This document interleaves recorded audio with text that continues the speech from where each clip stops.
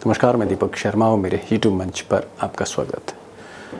दोस्तों, क्या तीन बार के विधायक बाबा सिद्दीकी को निपटाने के बाद लॉरेंस बिश्नोई का अगला टारगेट 6 बार के सांसद पप्पू यादव हैं? और पप्पू यादव पर मौत का ये जो थ्रेट है कितना सीरियस है?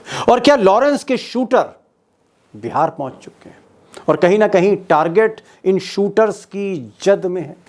और सबसे बड़ा सवाल कि इस पूरे मामले में, इस पूरे थ्रेट के खेल में पप्पू यादव, बिहार के एक टॉप पॉलिटिशियन, इनकी जान कैसे बचाई जा सकती? कैसे पप्पू यादव की जान बच सकती है? देश के एक सबसे खतरनाक गैंगस्टर से कैसे जान बच सकती है?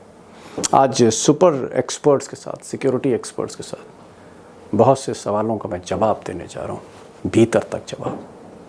पप्पू कर्मकांड दोनों करते हैं जी कर्मकांड दोनों करते हैं भैया कर्म ऑर्डर करिए। बाद में भाई साहब की वो डायलॉग तो सुना होगा, भैया एक बात केस से करने में भी आसानी होगी। और एक और बड़ा सवाल, एक और इंपॉर्टेंट क्वेश्चन ये है कि आज की तारीख में लॉरेंस बिश्नोई ने जिस तरह एक के बाद एक सेंसेशनल, सनसनीखेज हत्याओं को अंजाम दिया है, क्या उसने मुंबई पर कब्जा जमा लिया, देश की आर्थिक राजधानी पर कब्जा जमा लिया है? और आज दाऊद इब्राहिम गैंग से भी ज्यादा खतरनाक है। और अगर खतरनाक है डी कंपनी से, तो कितना खतरनाक है? और क्या यह बात सच है कि लॉरेंस बिश्नोई के एक फोन पर साबरमती सेंट्रल जेल अहमदाबाद में कैद लॉरेंस बिश्नोई के एक फोन कॉल पर क्या मुंबई में 100 करोड़ तक की उगाही हो सकती? एक फोन कॉल पर 100 करोड़। किसी भी खरबपति को फोन करके एक फोन पे ही 100 करोड़ खींच सकता है। देखिए, ये तो देने वाले की औकात पे है। वो भी ऐसे ही लोगों से पैसा मांगेंगे जो दे सकते हैं। दोस्तों, आज के इस वीडियो में आप कई खुलासे सुनेंगे, खासकर लॉरेंस बिश्नोई के जो ऑपरेशन है, उसका जो नेटवर्क है, उस नेटवर्क में कितने शूटर हैं, जानकर आप हैरत में पड़ जाएंगे। और इस गैंग पर पिछले कई समय से एक शख्स काम कर रहा है। उस शख्स का नाम है राजेश पांडे, आईपीएस ऑफिसर, जिनको आपने अभी सुना। राजेश पांडे आपको आज कई ऐसी जानकारियां देने जा रहे हैं जो आपने नहीं सुनेगी। और राजेश पांडे के बारे में मैं एक बात बता दूं, इन्होंने ना सिर्फ उत्तर प्रदेश में एसटीएफ को खड़ा किया, एटीएस, एंटी टेररिस्ट स्क्वाड को खड़ा किया, इन्होंने कितने गैंगस्टर्स, दाऊद इब्राहिम, छोटा राजन, श्री प्रकाश शुक्ला, बिहार के कई गैंग, कितने गैंगस्टर इस ऑफिसर ने मौत के घाट उतार दिए, सुनकर आप भी हैरत में पड़ जाएंगे। मेरा हलक भी सूख गया था। तो आज राजेश पांडे कई खुलासे करने जा रहे हैं और उसमें हमारा फोकस रहेगा कि क्या वाकई बहुत गंभीर थ्रेट परसेप्शन है पप्पू यादव को, और पप्पू यादव अब कैसे बच सकते हैं, क्या एहतियात बरतने होंगे। सलमान खान को लेकर अगला वार क्या करने जा रहा है लॉरेंस बिश्नोई। और लॉरेंस बिश्नोई के पीछे जो गैंग है, जो एक कॉर्पोरेट कंपनी की तरह चलता है, अगर हम राजेश पांडे आईपीएस ऑफिसर की माने, एक कॉर्पोरेट कंपनी की तरह काम करने वाला ये जो गैंग है, इसके पीछे असली ताकत कौन है? आज बिल्कुल भी आपका समय नहीं लूंगा और इस वीडियो को प्लीज आप आखिर तक सुनिएगा। एक से बढ़कर एक खुलासे हैं। राजेश पांडे को सुनिए, समझने की कोशिश करिए कि ये जो खतरनाक गैंगस्टर है ये आगे क्या करने जा रहा है। राजेश पांडे जी, बहुत बहुत स्वागत है आपका इस प्रोग्राम में। और मैं बहुत अब आपका आभार व्यक्त करता हूं अपने दोस्तों की तरफ से कि आप अल्टीमेटली आए। 35 साल से ज्यादा का आपका करियर है और मुझे लगता है कि राजेश पांडे ने ना सिर्फ बिहार के माफिया से आप टकराए, उत्तर प्रदेश के माफिया से आप टकराए, श्री प्रकाश शुक्ला को आपने एनकाउंटर किया, दाऊद इब्राहिम के कई शूटर्स को आपने एनकाउंटर में मार गिराया, छोटा राजन के लोगों को पकड़ा, बबलू श्रीवास्तव पे काम किया है, टेररिस्ट पर काम किया है। और मुझे ऐसा लगता है पांडे जी कि आज की तारीख में अगर अंडरवर्ल्ड को कोई गहराई से समझता है तो उस शख्स का नाम राजेश पांडे आईपीएस ऑफिसर है। शायद आपने, जो मेरी जानकारी है, तकरीबन 60 के आसपास एनकाउंटर किए। उत्तर प्रदेश में आपने रिकॉर्ड बनाया, 60 एनकाउंटर आपने किए अब तक।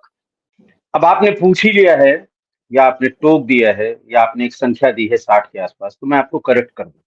वैसे मैंने कभी सार्वजनिक रूप से ये कहा नहीं, बहुत ही लो लाइन रहता हूं मैं। करीब 90 के आसपास एनकाउंटर ऐसे हैं जो कितने? लिखा पढ़ी में है। 90 के आसपास। 90? और ये रिकॉर्ड, यानी 10 हाँ एनकाउंटर और तो रिकॉर्ड, 100 सेंचुरी। जी जी जी जी, ओ माय 90 के गॉड, आसपास एनकाउंटर।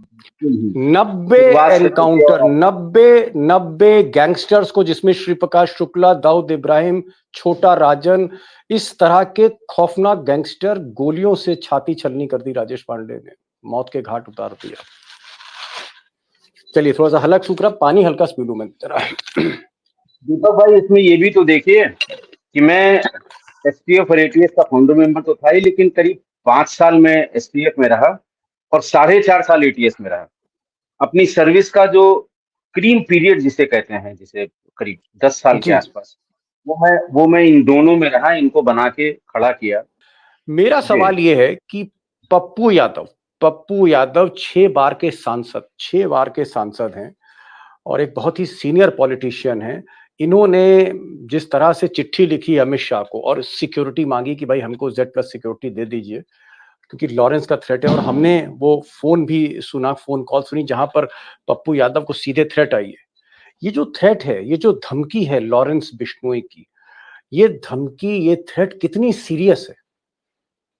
दीपक भाई, पहली बात तो ये है कि इसको हल्के में लेने की कतई जरूरत नहीं है। इसको कोई हल्के में हल्के में? ना, कतई हल्के में मत लीजिए इसे। ना आप लीजिए, ना प्रशासन ले, या जो सिक्योरिटी के लोग हैं वो लें, और ना इसको माननीय सांसद जी पप्पू यादव जी इसको हल्के में लें। बिल्कुल हल्के में लेने की जरूरत नहीं है, क्योंकि आज की पांडे जी, आप तारीख में डरा रहे हैं, लॉरेंस, हमको डरा रहे हैं, किसको डरा रहे हैं? मतलब आप मैं डराना चाह किसी रहे को हैं या आप डराने सच्चाई नहीं, बोल रहे हैं? बिल्कुल मैं सच्चाई बोल रहा हूँ। देखिए, इसका जो मोडस ऑपरेंडी है, ये एक बिल्कुल मतलब नहीं, कॉर्पोरेट गैंग आपने की कहा तरह। कि लॉरेंस बिश्नोई की धमकी, जो थ्रेट है, जिसकी रिकॉर्डिंग है, इसको हल्के में ना लिया जाए, ये आप कह रहे हैं? मैं बिल्कुल कह रहा हूँ, बिल्कुल होशो हवास में कह रहा हूँ, और मेरा जो 34-35 साल का कैरियर है उसके हिसाब से कह रहा हूँ। देखिए, ये जो नया कल्ट आया है, जैसे डी कंपनी थी, तो डी कंपनी में जो लड़के हायर किए जाते थे बिहार से, मध्य प्रदेश से और यहाँ से, वो अपना असलहा यहीं से, वो लोकल मुंगेर की पिस्टल लगभग सारे बड़े क्राइम में मुंबई अंडरवर्ल्ड ने इस्तेमाल की थी। तो वो इस तरह के लोग थे। लेकिन आप इसमें देखिए, ये बिल्कुल कॉर्पोरेट है कि जैसे विंडोज खुली हुई हैं, ये काम करना है तो कौन रैकी करेगा, कौन फर्स्ट लेयर में रहेगा, कौन सेकंड लेयर में रहेगा, असलहा लेके कौन जाएगा, कौन सा असलहा दिया जाएगा, जिस आदमी को लिया जा रहा है उसकी एज कितनी है, उसका कोई क्रिमिनल इतिहास है कि नहीं है। आप देखिए, पुराने सारे मर्डर्स जितने दाऊद के हैं, या अलग होने के बाद राजन के हैं, या बबलू के इंडिपेंडेंटली हैं, जो अंडरवर्ल्ड से रिलेटेड है, मुंबई के समुद्र है अंडरवर्ल्ड का मुंबई तो। जी, लेकिन वहां भी जो लोकल नोन बदमाश थे, या लोकल नोन उनके गुर्गे थे, और सैकड़ों उसमें से मारे गए, 95 से लेके और 2000 के बीच में कम से कम 250 गैंगस्टर्स मुंबई अंडरवर्ल्ड में पुलिस ने मारे, और फिर कुछ आपस में इन लोगों ने मारे। तो लेकिन ये वही उन्हीं का इस्तेमाल किया जाता था, और ये बिल्कुल नया नया, जैसे कहते हैं ना कि एक नया कॉर्पोरेट टर्म उसके लिए मतलब इस्तेमाल किया कॉर्पोरेट जाता है। गैंग है, कॉर्पोरेट गैंग की तरह ऑपरेट करते हैं, कॉर्पोरेट, कॉर्पोरेट की तरह। मतलब आपका कहना जी है कि अगर किसी शूटर को हायर किया जा रहा है तो उसमें कई लेयर्स हैं। यानी लॉरेंस जी बिश्नोई अपने भाई अनमोल बिश्नोई से कहेगा, फिर कनाडा से किसी आदमी को दिल्ली में संपर्क किया जाएगा, फिर बी आदमी सी को कहेगा, सी किसी डी को हायर करेगा, A B C D, कई लेयर्स हैं, ये कहना चाह रहे हैं इस गैंग में। इसलिए मैं बिल्कुल यही पप्पू कह रहा हूँ। यादव को बहुत सीरियस लेना चाहिए इस थ्रेट को, सरकार को भी। सबको देखिए, पप्पू यादव जी 6 बार के चुने हुए सांसद हैं। आप समझिए कि 20 लाख 25 लाख, मुझे एग्जैक्ट पता नहीं, राजनीति का बहुत अंदाजा नहीं है, जितने भी मतदाता उनके पूर्णिया से जहां से वो सांसद हैं, अगर 20 लाख आदमी या 15 लाख आदमी किसी व्यक्ति को लगातार 6 बार, एक आध बार बीच में अगर छोड़ दें, जी, लगातार 6 बार चुन के सांसद संसद में भेज रहा हो, तो कुछ तो होगा उन्होंने उनके अंदर, उनकी पब्लिक से उनका जो कनेक्ट है वो तो जरूर अच्छा है, तभी तो बार बार वो चुन के भेजे जा रहे हैं। तो इसलिए इसको हल्के में लेने की जरूरत नहीं है, चाहे स्थानीय प्रशासन हो। पप्पू यादव जी से मैं तो बल्कि आपके माध्यम से, अब मैं राय तो नहीं दे सकता उनको, लेकिन जिस हिसाब से प्रिकॉशन की बात होती है, जो पुरानी जो इंसिडेंट हैं, बड़े जो मर्डर्स हुए हैं, पप्पू जी को कुछ दिनों के लिए, एक तो अपनी सुरक्षा स्वयं उनको करनी हुई, कुछ दिनों के लिए किसी प्रीसेट प्रोग्राम, जहां पहले से कि भाई फला जगह 7 बजे इस इनॉग्रेशन में जाना है, या फला जगह रात में 9 बजे फला दावत में जाना है, तो जो पहले से निर्धारित कार्यक्रम है, कुछ दिनों के लिए उसमें जाएं तो अवॉइड अपने करें। सुरक्षा के साथ उसको अवॉइड करें। देखिए, आप इसको हल्के में नहीं नहीं ले नहीं सकते। पांडे जी आप सीधे जी सीधे जी। बताइए कि थ्रेट इतना ज्यादा है, मतलब जो मैं समझ रहा हूँ कि लॉरेंस दाऊद जैसा खतरनाक गैंगस्टर है, अगर वो धमकी दे रहा है उस धमकी को हल्के में मत नहीं लेना चाहिए। पप्पू यादव 6 बार के सांसद हैं, बड़े नेता हैं, उनको एहतियात बरतनी चाहिए।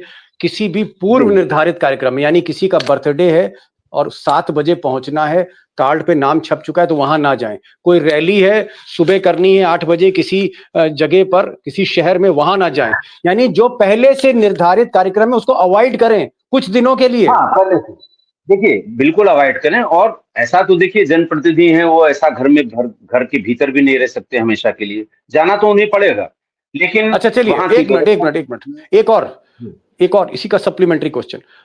मतलब अगर वो पूर्णिया में है या पटना में है या किशनगंज में है, तो क्या लॉरेंस बिश्नोई का गिरोह पटना तक जा सकता है, पूर्णिया तक जा सकता है, बिहार के रिमोट एरिया में जाके पप्पू यादव का पीछा कर सकता है? क्या ये कैपेसिटी है बिश्नोई के पास, बिल्कुल उसके कैपेसिटी गैंग? है। देखिए, आज आज की तारीख में जो आप भी अखबार से संबंधित हैं, आप भी मीडिया से जी। संबंधित हैं, ये कहा जा रहा है कि करीब करीब उसके पास 1000 के आसपास शूटर्स हैं। कितने? और पूरे देश में 1000 के आसपास, 700 से 1000 के बीच 1000 में के जो आसपास शूटर हैं। भाई, आप ये देखिए ना, यहाँ भी, कनाडा में भी, अमेरिका में भी, पंजाब में भी, आप जहां जहां आंख दौड़ाएंगे, जहां इस तरह की हत्याएं हुई हैं, तो इतने शूटर्स हैं। और मैंने बताया कि बहुत ही कैलकुलेटेड। अब जो आदमी 10 साल से जेल में हो, तन्हाई में हो, वो किस तरह से ऑपरेट कर रहा होगा, आप इसका अंदाजा लगाइए। किससे कहाँ कांटेक्ट करता होगा, कौन कहाँ से कहाँ उसको ले आता होगा, किसको ये काम देना है, किसको रैकी करना है, किसको असलाह देना है, कहाँ असलाह देना है। तो इसका कोई सेट नहीं, ऐसा वो नहीं है कि आप आप। पांडे जी, अगर आप ये कह रहे हैं राजेश जी भाई कि लॉरेंस बिश्नोई की रीच कनाडा से लेकर पटना तक, मुंबई से लेकर पंजाब तक, कहीं भी किसी भी गांव में उसकी बंदूक की नोक से कोई छुप नहीं सकता उसके गैंग से, तो क्या पप्पू यादव साहब समझ नहीं पाए लॉरेंस बिश्नोई को? जैसे उन्होंने ट्वीट किया है, उस ट्वीट में उसने लिखा है कि कानून अनुमति दे, पप्पू यादव अपने ट्वीट पे लिखते हैं, कानून अनुमति दे तो 24 घंटे में इस लॉरेंस बिश्नोई जैसे 2 टके के अपराधी के पूरे नेटवर्क को खत्म कर दूंगा। 2 टके के अपराधी को। क्या ये गलती कर गए? क्या उनको, पप्पू यादव जी को पता नहीं था, उनको इल्म नहीं था कि ये इतना खतरनाक है, या लॉरेंस की वजह से समझ रहे थे कि कोई छोटा मोटा आदमी है? हमें यही लगता है। देखिए, मैं तो फिर से कह रहा हूँ कि वो इतने लोगों का प्रतिनिधित्व करते हैं, 6 6 बार के सांसद हैं। हो सकता है स्थानीय कोई किसी मजबूरी की वजह से, कोई राजनीतिक मजबूरी की वजह से, या कोई राजनीतिक कारण से वो उनके समझने में हो सकता है, या उन्हें बताने वालों ने सही न बताया हो। इस तरह की बात उन्होंने, सामान्य रूप से लोग अवॉइड करते हैं, किसी ने ऐसी बात नहीं कही। लेकिन हमको ऐसा लगता है कि उनको पूरी बात या लॉरेंस बिश्नोई के बारे में पूरी जानकारी नहीं हो। खुल के तो कोई नहीं कहता है, जज्बा सबके अंदर है। भाई, वो अपराधी है, अंडरवर्ल्ड का इस समय जिसको कहते हैं सरगना है। 20 साल से मुंबई अंडरवर्ल्ड खाली था। अचानक उसने बाबा सिद्दीकी को की हत्या करके, और उस अंडरवर्ल्ड को, जहां से हफ्ता वसूला जाता है, एक्सटॉर्शन वसूला जाता है, कट्स लिए जाते हैं, बिल्डर परेशान होते हैं, सिनेमा पूरा बॉलीवुड इससे परेशान रहता है। जो फिल्म चल गई उसका पैसा उनके यहाँ पहुंचना चाहिए। ये सब खत्म हो गया था, लेकिन अचानक उसने इसको टेक ओवर कर लिया। अचानक जी। टेक ओवर कर दिया, तो हो आप सकता क्या है ये मानते हैं, पूरी क्योंकि जानकारी। आप, पांडे जी, आप 35 साल से, 35 36 साल एक ह्यूमन लाइफ में बहुत बड़ा पीरियड होता है। 35 36 जी साल से आप, चाहे दाऊद इब्राहिम उनके शूटर्स को आपने अरेस्ट किया, कुछ का एनकाउंटर कर दिया, छोटा राजन हो, श्री प्रकाश शुक्ला जैसा खतरनाक उत्तर प्रदेश का डॉन जिसने मुख्यमंत्री कल्याण सिंह को चैलेंज कर दिया था, आपने उसको भी मौत के घाट उतारा। नोएडा में एनकाउंटर हुआ था श्री प्रकाश शुक्ला का, फिल्म भी बनी उस पर। आपने बिहार के कई गैंगस्टर, उनको जो है उनका भी एनकाउंटर किया। बहुतों से आपने इंटरोगेशन किया, लंबे-लंबे इंटरोगेशन आपने किए, पूछताछ की। तो क्या आपको लगता है कि लॉरेंस आज की तारीख में दाऊद इब्राहिम, छोटा राजन या बिहार के कुछ गैंग, इन सबसे ज़्यादा फायर पावर है, सबसे ज़्यादा खतरनाक है हिंदुस्तान में? इससे खतरनाक आज की तारीख में कोई गैंगस्टर नहीं, कोई माफिया नहीं? देखिए, जिस तरह के वेपन्स का इस्तेमाल किया गया, जो कहा जाता है कि ये हत्याएँ उसने कराई हैं। भाई, ऐसा है कि जो आज ये ऑडियो चल रहा है, मैंने भी सुना अभी दोपहर में जी। कि जी हाँ। उनके प्राइवेट सेक्रेटरी से जिस जो कोई, अगर ये सही है, देखिए तमाम तो यहाँ बहती गंगा में हाथ धोने वाले भी हैं। अगर ये सही है और एजेंसीज़ हैं, पता कर लेंगी ये फ़ोन कहाँ से आया था, किसने किया था। अगर ये सही है तो इस ये थ्रेट भी बिल्कुल सीरियस है, क्योंकि देखिए दाऊद के या छोटा राजन के जब 90 के दशक में ना मोबाइल फ़ोन थे, ना इंटरनेट की कनेक्टिविटी थी, ना सीसीटीवी था, ये सब कुछ नहीं था। उस समय की मोडस ऑपरेंडी और आज तो आप अगर किसी इंटरनेट सिस्टम से कोई कॉलिंग करते हैं तो उसको इंटरसेप्ट नहीं किया जा सकता। पता नहीं जेल से वो किस तरह से कम्युनिकेट कर रहा है, और 1 मिनट के भीतर उसे अपनी, अब पहले तो ये था किसी से बात करनी है तो पीसीओ पे बुलवाइए तब उससे बात करिए। अब तो हर एक के पास मोबाइल फ़ोन है। पूना में बैठा हुआ कोई आदमी या गुजरात में साबरमती जेल के भीतर बैठा हुआ कोई आदमी केरल में किसी से 1 मिनट में अपनी बात पहुँचा सकता है और उसको एक्टिवेट कर सकता है। वेस्ट बंगाल में कर सकता है, उड़ीसा, मध्य प्रदेश, बिहार में कर सकता है। अब कहाँ समय लगना है? देखिए सिचुएशन भी बहुत बदली है और तरीका भी बहुत बदला है, और स्मार्टनेस जो इनकी होती है अंडरवर्ल्ड की, पहले भी ये इस तरह की स्मार्टनेस करते थे, लेकिन उनके पास संसाधन उतने नहीं थे। इसीलिए मैं कह रहा हूँ कि ये बिल्कुल इस अपराधी ने, लॉरेंस बिश्नोई ने, इसने, जैसे वो कहते हैं ना, कॉर्पोरेट टाइप का एक सिस्टम निकाला है किसी को टारगेट करने का और फाइनली उसको फिनिश करने का। ये ठीक नहीं है, ये खतरनाक है। और इस जिस तरह से ये हत्याएँ हो रही हैं, ये बहुत दिन तक ये चलने वाली बातें नहीं है जी, कि आप किसी को राजेश जी। टारगेट कर लीजिए और जी, जी। राजेश जी, आप ना सिर्फ अंडरवर्ल्ड के अंदर धँसे हुए थे, घुसे हुए थे, और डी कंपनी और लॉरेंस बिश्नोई तक आप पीछा कर रहे हैं इन गैंगस्टर्स का।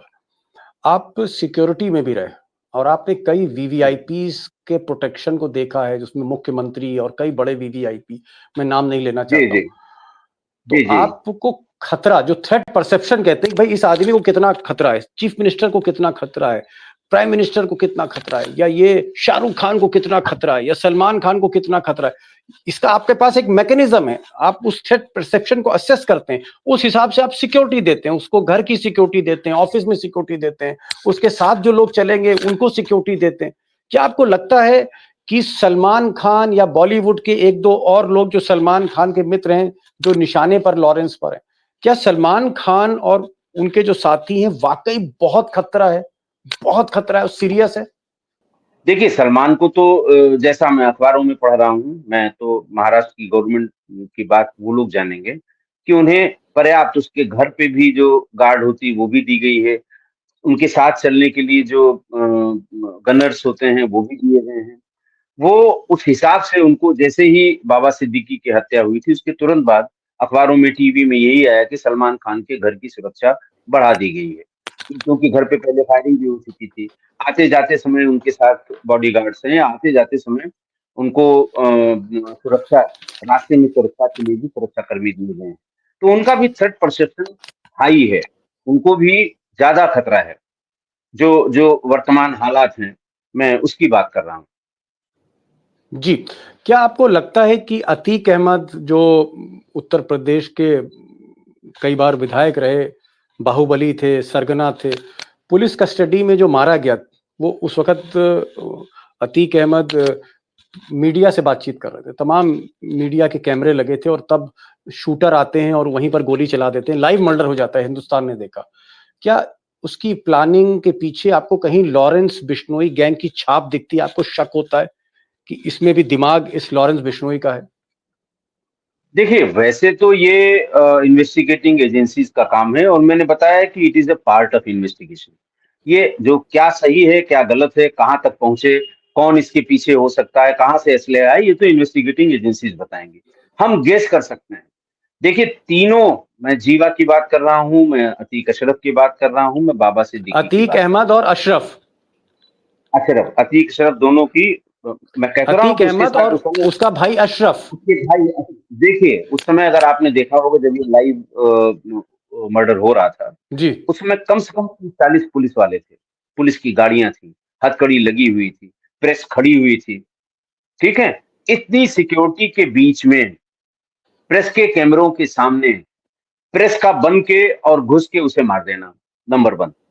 दूसरा, संजीव जीवा को इतने वकीलों के बीच में, इतनी सिक्योरिटी के बीच में, वकील की ड्रेस पहने पहुंच के और उसे मार देना, ठीक है। और असलहों की आप उसकी क्वालिटी देखिए, ये कट्टे वाले वेपन्स की। बदमाश नहीं है। आप वेपन्स की क्वालिटी देखिएगी, जिगाना कहाँ इस्तेमाल हो रही है, ग्लॉक कहाँ इस्तेमाल हो रही है, और दूसरी जो तमाम ये जो जो लोकल जिगाना पिस्टल है, ये क्या आप लोग इस्तेमाल करते हैं, पुलिस इस्तेमाल करते हैं? पुलिस के पास भी नहीं है जिगाना पिस्टल? क्या ना ना महंगी ना, पिस्टल है, पुलिस 2-2.5 लाख रुपए की बहुत मिल महंगी जाती है? पिस्टल, नहीं नहीं, ये 6-7 लाख की मिलती है, प्रोहिबिटेड बोर जिगाना की है। पिस्टल। पुलिस, हाँ पुलिस के पास है नहीं, टर्किश मेड है, अच्छी मार करने वाली पिस्टल है, ऐसा बताया जाता नहीं है। तो मैंने भी एक चीज बताइए, जिगाना एक पिस्टल के मतलब मैं बारे तो में कभी सुना लेमैन नहीं। हूं कि जिगाना पिस्टल मतलब जो टॉप गैंगस्टर्स हैं या लॉरेंस क्यों इस्तेमाल करते हैं? क्या उससे निशाना बढ़िया लगता है, पिस्तौल हल्की है, उसकी खासियत क्या है जिगाना पिस्तौल की? देखिए पिस्टल्स की जो मार की बात होती है कि उसमें फायर करने के बाद वो कितना झटका देती है, कहते हैं ना, कितना वो उसका जो एंगल है वो अच्छा। कितना ऊपर नीचे जाता है, इससे उसकी मार को, जैसे AK-47 क्यों इतनी इस्तेमाल होती है, क्योंकि उसका जो पीछे आने वाला जो धक्का है, जो प्रेशर है, वो बहुत ज्यादा नहीं होता है, इस तरह से वो डिजाइन है। जिगाना के बारे में भी यही कहा जाता है कि नौसिखिया आदमी को भी आप दे देंगे तो एक बार एम करेगा तो गोली वहीं लगेगी, बहुत ज्यादा उसमें डेविएशन नहीं होता फायर के समय में।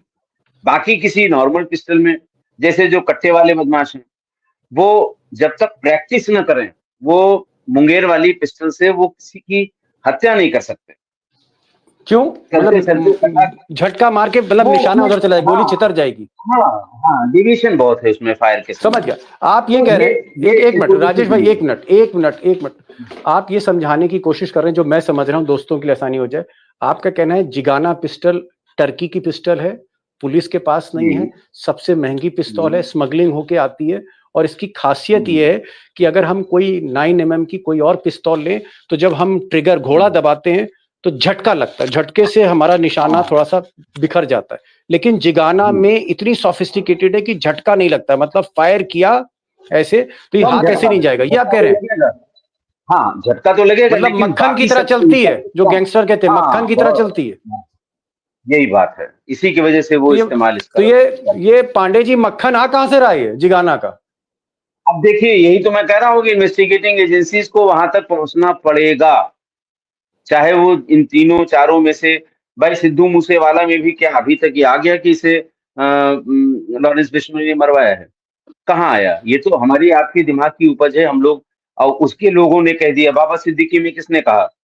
वो एक सोशल मीडिया पोस्ट आई, उन्होंने कहा साहब हम लॉरेंस बिश्नोई के हैं और ऐसा हुआ है, उसके भाई को अरेस्ट भी कर लिया गया, सब हुआ। तो अभी ये इन तीनों चारों केसेस में कहाँ इन्वेस्टिगेटिंग एजेंसीज ने कहाँ बता दिया कि ये लॉरेंस बिश्नोई ने किया है?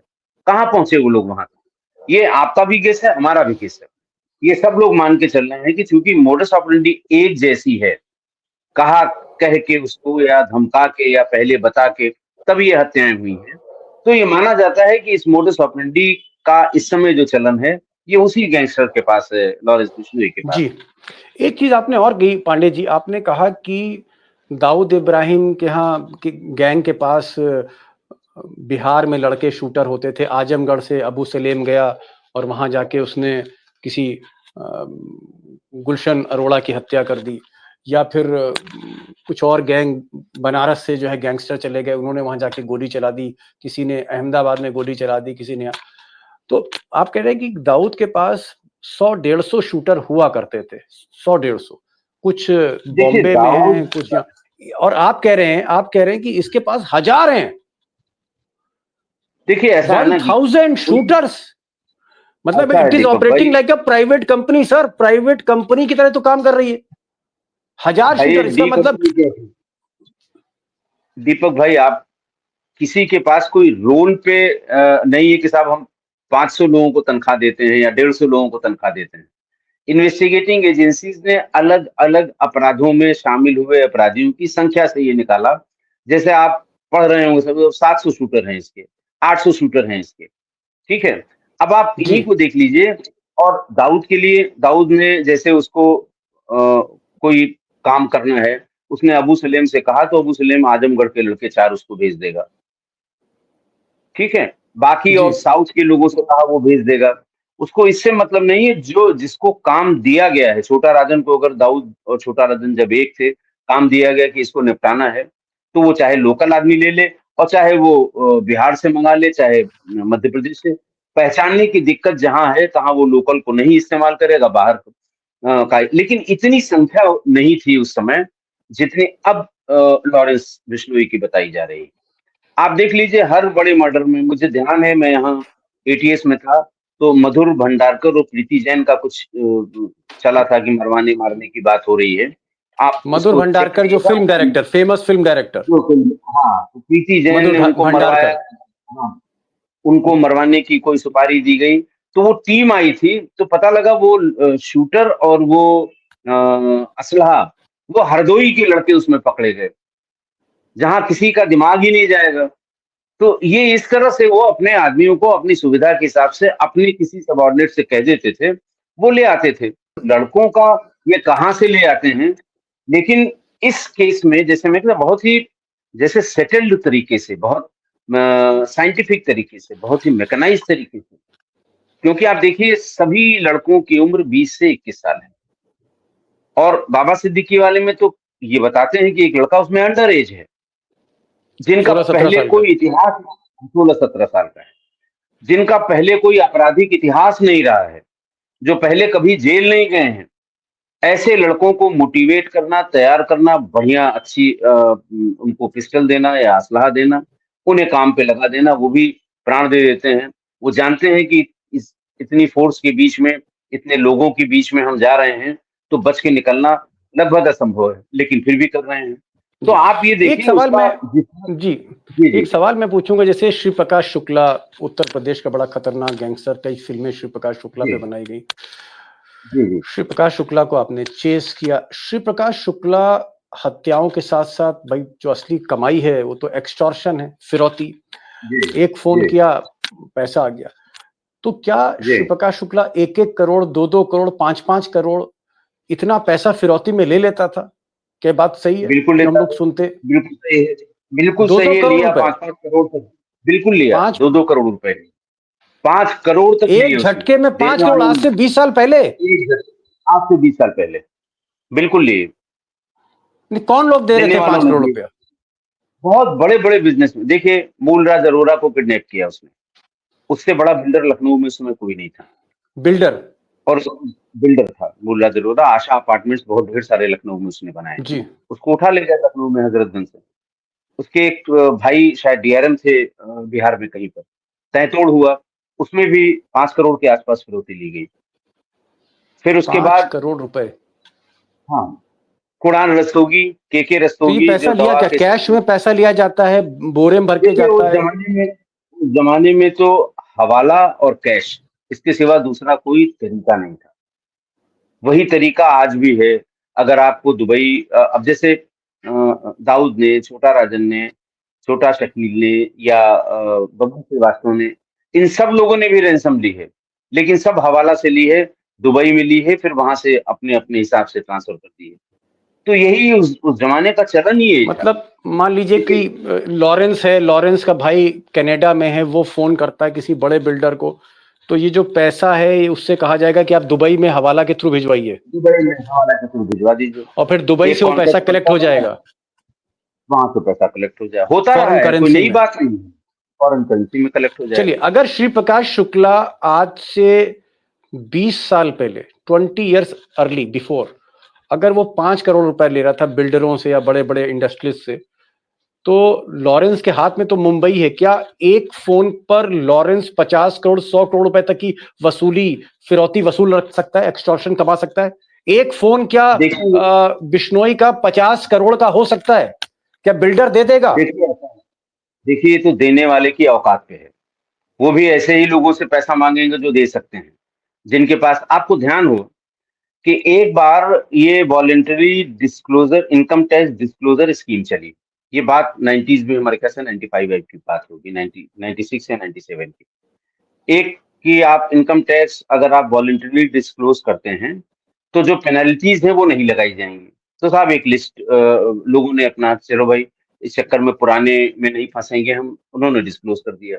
ये लिस्ट किसी तरह से इसके हाथ लग गई, बबलू श्रीवास्तव और छोटा राजन के। ओह, इनकम टैक्स की वॉलंटरी डिस्क्लोजर जो स्कीम थी, उसकी लिस्ट की साहब किन किन लोगों ने माय वॉलंटरली गॉड, डिस्क्लोज किया है, और फिर उनको फोन कर करके कि भाई तुमने तो ऑफिशियली डिक्लेयर किया है कि तुम्हारी इनकम इस साल की 1 करोड़ है, 2 करोड़ है, 5 करोड़ जो भी है। व्यापारी देखिए, टैक्स का, टैक्सेशन का सिस्टम इसीलिए स्ट्रांग से स्ट्रांग होता जा रहा है कि कोई भी देना नहीं चाहता है, बचाना चाहता है, टैक्स की चोरी करना चाहता है। ह्यूमन टेंडेंसी है, और खासकर हमारे यहाँ तो बहुत ज्यादा है ये। तो अगर बाद में असेसमेंट हुआ और पता लगा नहीं आपने इतना बचाया, पेनल्टीज बहुत लगती है, तब शायद यही सोच के इनकम टैक्स डिपार्टमेंट ने एक वॉलंटरी डिस्क्लोजर स्कीम उस समय चलाई थी, लेकिन उसको बंद कर दिया था। फिर बाद में अभी हाल के सालों में मैंने देखा है कि फिर वो एक कंटिन्यूअस प्रोसेस है कि आप वॉलंटरली अगर डिस्क्लोज करेंगे तो कभी जी। कहते हैं कि हम पेनल्टी, हाँ, आपकी माफ कर देंगे, इस तरह की बातें हैं। लेकिन उस साल उस लिस्ट से इतनी वसूली हुई, इतना एक्सटॉर्शन हुआ, इतना गुंडा टैक्स लिया गया, आप सोच भी नहीं सकते हैं। कितना लिया गया होगा साल में अरे बबलू सर, श्रीवास्तव में? जिसने जैसा जैसा जिसने डिस्क्लोज किया, डिस्क्लोजर किया अपने इनकम के बारे में, वही उसको बता के उसका परसेंटेज दिया गया। मतलब अब भाई हम 50-60 लोग की करोड़ तरफ रुपए से साल में, ले लिए, 50-60 करोड़ रुपए। बिल्कुल ले लिए, बिल्कुल ले लिए। चलिए, मैं लॉरेंस की बात कर रहा हूं। लॉरेंस बिश्नोई, आपने कहा कि साहब जो फायर पावर है, जो गोला बारूद है, कोई टक्कर नहीं ले सकता। आपने कहा कि अगर दाऊद के गैंग में 200-250 शूटर हुआ करते तो इसके गैंग में 1000 से ज्यादा शूटर है। आपने कहा कि साहब यंग लड़के हैं, और एक बार अगर उनके दिमाग में आप डाल दीजिए, फोटो दिखा दीजिए, तो फिर किसी को भी बाबा सिद्दीकी बना सकते हैं। और घर पे गोली चलानी हो तो साहब छोटा मोटा चंगू मंगू छोड़िए, सलमान खान के घर पे भी जाके गोली चला सकते हैं, और कह के गोली चला सकते हैं। क्या लॉरेंस आज की तारीख में मुंबई के किसी भी बिल्डर को, खरबपति को, अरबपति को, किसी भी खरबपति को फोन करके एक फोन पे ही 100 करोड़ खींच सकता है? मेरे जहन में सवाल आ रहा है। क्या एक देखिए फोन ऐसा पे है, 100 करोड़ आ सकता है? अगर देने वाले का पोटेंशियल है, देने वाले के पास 100 करोड़ है, अगर ले सकता है, इतना थ्रेट है, इसका देखिए इतना ऐसा डर है। है, ये ये पहले भी लिए गए, और आज भी हो सकता है और कोई इसमें से इसके आगे पीछे का अमाउंट ले रहा हो। आपको क्या पता है ना, हमको पता है। लेकिन एक बात और दीपक भाई मैं कहूंगा कि जो जितना चढ़ा उतनी जल्दी खत्म भी हुआ। इसी मुंबई के अंडरवर्ल्ड ने देखा कि हाजी मस्तान से शुरू करिए और आप दाऊद तक आ जाइए, क्या रह गया अब इस गैंग में। छोटा जी। राजन को देखिए वो जेल में है, बबलू श्रीवास्तव को देखिए वो जेल में है, दाऊद वहां पाकिस्तान में आईएसआई के कैद में है। तो ठीक है, अभी इस समय हो सकता है कि वो सक्सेसफुल हो गया तो अब किसी से कुछ मांगेगा तो दे दे, लेकिन एजेंसीज और पुलिस, इसकी भी एक सीमा होती है बर्दाश्त करने की। जी। सब एक एक करके आप बता दीजिए पुराना कौन बच गया और जिसके यहाँ चिराग दिखाने वाला भी कोई बच गया। समय की बात है, आज समय है तो पांडे आप कह जी, दीजिए, चौपाई दीजिए। आज आपने बहुत डरा दिया है और सब लोग डर भी गए होंगे, लेकिन मैं चाहता हूं कि अब इस प्रोग्राम को हमने पप्पू यादव पे ही शुरू किया था, पप्पू यादव पे ही जी। खत्म करना चाह रहे हैं। अपने एक्सपीरियंस से आप प्रोटेक्शन भी देते रहे, आप अंडरवर्ल्ड के लोगों को मारते रहे। आपने कहा कि मैंने 90 एनकाउंटर किए, सुनकर जो है कम से कम आदमी सिहर जाता है। 90 अरे कहाँ आप गैंगस्टर्स 90 को की बात है, मारना। आप मुंबई पुलिस के देख लीजिए, इनका वो 150, 200, 250। देखिए वो तो खदान है। हम लोग तो नहीं एसटीएफ में चलिए, जब हम लोगों ने लेकिन हाँ, मैं कह रहा हूँ 90 लोगों को मौत के घाट आपने गैंगस्टर्स को उतार दिया, ये भी कम नहीं है। और फिर आपने मुख्यमंत्री, इन सब की सुरक्षा भी आपके हाथ में रही, तमाम लोगों को आपने इंट्रोगेशन किया, स्पेशल टास्क फोर्स के आप फाउंडर मेंबर थे, फिर आपने एंटी टेररिस्ट स्क्वाड बनाया, एटीएस बनाई, गैलेंट्री मेडल मिल चुके हैं, आईजी रैंक आपकी थी। मैं एक चीज पूछना चाह रहा हूँ, और बहुत ही, क्योंकि एक आप समझदार ज़हीन पुलिस ऑफिसर रहे, आपकी छवि है, पप्पू यादव, पप्पू यादव को भले ही आप ना जानते हो, लेकिन इस पूरी घटनाक्रम को आप लॉरेंस बिश्नोई गैंग को भी समझते हैं और सिक्योरिटी भी समझते हैं। पप्पू यादव को 3 चीजें क्या करनी चाहिए, 1 2 3, 3 एहतियात क्या करने चाहिए अगले 15-20 दिन या महीने भर तक, जब तक उनको देखिए पप्पू, मतलब गृह मंत्रालय जो सिक्योरिटी ना दे। 3 चीजें पप्पू यादव को क्या करना चाहिए, आपका हम्बल सजेशन उनके लिए क्या है, एक शुभचिंतक के तौर पे, एक 6 टाइम के एमपी के लिए आपका क्या सजेशन, 3 चीजें जो ना करें, एहतियात बरतें।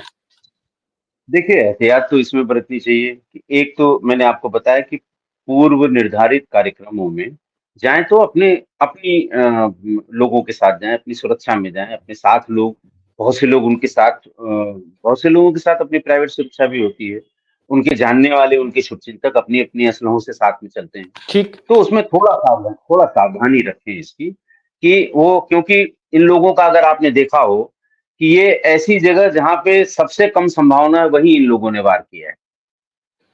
तो एक तो ये है कि जो पूर्व निर्धारित कार्यक्रम है उसमें सावधानी ओके, गॉट बरतें। इट। देखिए चलिए, वो देखिए पप्पू ऐसा है ना, रंजन, सुनिए पप्पू ये, यादव को पहली हिदायत कि वो भीड़ भरे जी, कार्यक्रम में जो जिनकी डेट पहले से निर्धारित है वहां ना जाए। ठीक, ओके, गॉट गॉट द नहीं ना पॉइंट। जाए, नंबर 2। नहीं, ये मैं नहीं कह रहा हूँ कि ना जाए। देखिए ऐसा है ना, वो चुने हुए प्रतिनिधि, वो कहाँ तक बचेंगे, जाना ही होगा उनको, लेकिन चलिए, जाएं तो अपनी सुरक्षा से जाएं, मतलब 10 जगह अपने जाना साथ है तो लोगों 5 को, जगह अवॉइड भी हाँ, कर सकते हैं। अवॉइड कर सकते हैं, जहां अवॉइड कर सकते हैं ठीक। वहां अवॉइड करें, जहां बहुत और जरूरी ना हो। दूसरा, जो उनकी दिनचर्या है, जैसे दिनचर्या। हमारी, हाँ, हमारी आपकी दिनचर्या है, सुबह इतने बजे उठते हैं, फिर कोई जॉगिंग करने जाता है, कोई रनिंग करने जाता है, कोई घर में ही अपना योगा कर लेता है, फिर 10 बजे ऑफिस के लिए आप निकलते हैं, फिर 5 बजे लौटते हैं। जो आपकी दिनचर्या है, उस दिनचर्या में आपके निकलने, जाने, आने का समय साथ के लोगों से ही लोग पता करते हैं।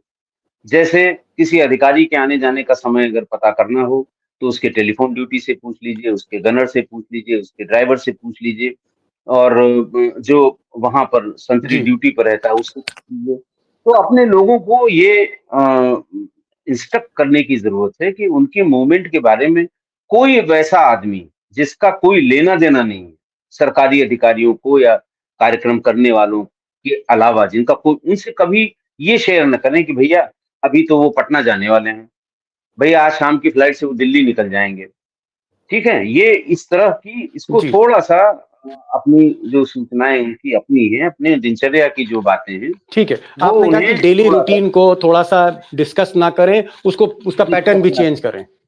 हाँ, उसका जी। पैटर्न। देखिए ऐसा नहीं है उन्हीं के मतलब लिए, नहीं किसी के पप्पू लिए, यादव जिसका अगर भी, जैसे खाना खाने के बाद अर्ली डिनर ले लिया और रात में टहलने जा रहे हैं या सुबह टहलने जा रहे हैं, तो उसको थोड़ा सा चेंज कर सकते हैं, आप ये करें, डेली हाँ, रूटीन हाँ, में थोड़ा सा बदलाव लाएं। ओके। थोड़ा-सा दिनचर्या में नंबर थोड़ा-सा 3। देखिए आपको बताएँ। नंबर 3 ये है कि आप तमाम ऐसे ट्रांज़िशन पॉइंट होते हैं, जैसे एयरपोर्ट से उतर के और फिर आपको बाहर निकलना है। सेट टाइम है कि 12:33 पे ही ये एयरपोर्ट पर आएँगे या फ्लाइट जाएँगे आएगी। एयरपोर्ट से। फ्लाइट आएगी, या फ्लाइट जाने वाली जो है इतने बजे है, इतने बजे बोर्डिंग करेंगे, इतने बजे चेकिंग से निकलेंगे, गेट से होके इतने बजे जाएँगे। तो इन सब जो बिल्कुल फिक्स है, ट्रेन से मान लिया जा रहे हैं कि भाई फलाँ एक्सप्रेस से जा रहे हैं, वो दिल्ली इतने बजे पहुँचेगी। अब ट्रेन से बाहर निकल के स्टेशन के प्लेटफ़ॉर्म से आके अपने गाड़ी तक पहुँचना, ये बड़ा वल्नरेबल जगह होती है। बहुत ही ऐसी जगह ओके। होती है जहाँ पर अपराधियों ने हमेशा गोली चलाई है। इंतकाम हमेशा गोली चलाई है। तो थोड़ी-सी देखिए ऐसा, जब आदमी के दिमाग में ये रहता है कि हमें सावधानी रखनी है, तो वो रखता है। बस ये है कि थोड़ी-सी दिमाग में सावधानी रखनी होगी। भाई देखिए ऐसा वो आना-जाना बंद कर ही नहीं सकते, क्यों करेंगे? चुने जी। हुए प्रतिनिधि हैं, करना भी नहीं चाहिए उन्हें। लेकिन दिमाग में ऐसा रखें, और अपनी सुरक्षा के लिए जहाँ भी जिस कॉम्पिटेंट अथॉरिटी जी। है, उसको लिखें, पढ़ें, और ज़रूर उनको सुरक्षा मिलेगी। जी। राजू भाई, आप प्रोग्राम में आए और कुछ बातें आपने बहुत इंपॉर्टेंट की। सबसे पहले तो क्योंकि पप्पू यादव के बारे में जो आपने कहा कि 3 एहतियात रखने चाहिए, दिनचर्या को थोड़ा सा बदलें, पूर्व निर्धारित कार्यक्रमों को अगर अवॉइड कर सकते हैं तो अवॉइड करें, अगर अवॉइड नहीं कर सकते तो एहतियात बरतें। और खासकर ट्रेन से उतरते समय टैक्सी तक जाना या अपनी गाड़ी तक जाना या फ्लाइट से उतरते समय एयरपोर्ट के बाहर आना, ये बड़े वल्नरेबल पॉइंट्स हैं जहां पर गोली चल जाती है। यहाँ पर कई ऐसे शूटर्स हैं जिन्होंने वहां पर शूट आउट्स किए। तो इन सबको आपको अवॉइड करना है, ये बताया। और दूसरा, जल्द से जल्द उनको Z+ सिक्योरिटी या Z कैटेगरी की सिक्योरिटी मिल जाए। एक और बात आपने बताई कि जो गैंगस्टर एक तारे की तरह जो एकदम से ऊपर आसमान में जाके उभरता है, कहीं ना कहीं सूर्यास्त भी होता है। जिस तेजी से आप आगे बढ़ते हैं उस तेजी से नीचे भी आते हैं। और तीसरी बात इतिहास आपने देख कही कि लीजिए। लॉरेंस जी तीसरी बात आपने कही कि लॉरेंस बिश्नोई का जो गैंग है मौजूदा समय में दाऊद इब्राहिम से कहीं ज्यादा ताकतवर है, कहीं ज्यादा लीथल है, कहीं ज्यादा खतरनाक है, 1000 से ज्यादा शूटर हैं और कई लेयर्स में काम करता है, कई लेयर्स में काम करता है। और अक्सर जो शूटर है उसको पता ही नहीं रहता कि क्या वो लॉरेंस के लिए काम कर रहा है, किसी और के लिए काम कर रहा है। बीच में इतनी कड़ियां होती हैं, हायर कोई करता है, असला कोई देता है, ये आपने बताया कि लेयर्स में काम करता है। बहुत स्मार्ट गैंगस्टर है। और एक और बात आपने कही कि आज की तारीख में एक फोन से कुछ भी हो सकता है। अगर 20 साल पहले श्री प्रकाश शुक्ला 5 करोड़ रुपए एक फोन पे उगाही कर सकता था, तो आज वो 50 करोड़ भी हो सकती। राजेश भाई, आप आए, खुलकर बातें हुई और आपका एक बहुत ही गैलेंट्री वाला आपका जो है करियर रहा है पुलिस का। आप STF के फाउंडर मेंबर थे, ATS के फाउंडर मेंबर थे, कई फिल्मों के प्लॉट आप पर बने हैं। शहर पिक्चर हमें याद आती है, और भी कई ऐसी पिक्चरें हैं, वेब सीरीज हैं जो आप पे बनी हैं। आप आए, आपने वक्त निकाला और आपने खुलकर बातचीत करी और अपने एक्सपीरियंसेस शेयर किए। मैं चाहूंगा कि फिर आपको अपने शो पे बुलाता हूँ। Thank you so much for joining this program. Thank you so much Pandey ji. बहुत बहुत धन्यवाद।